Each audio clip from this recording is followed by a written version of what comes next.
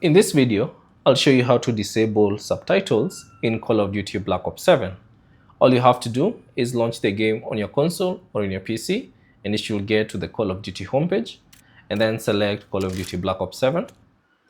Now at this point, press the menu button on your controller, and then navigate to the settings wheel icon by using your R1 or the L1 button. And then within the settings, scroll down and select Interface.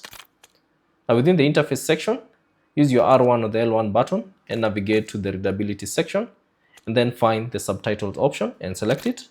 Now if you want to disable it, you can simply select All Off, and this will disable all the subtitles in each and every game mode. Or you can simply choose Custom, and then once you select Custom, simply select the Show More option. Here it is.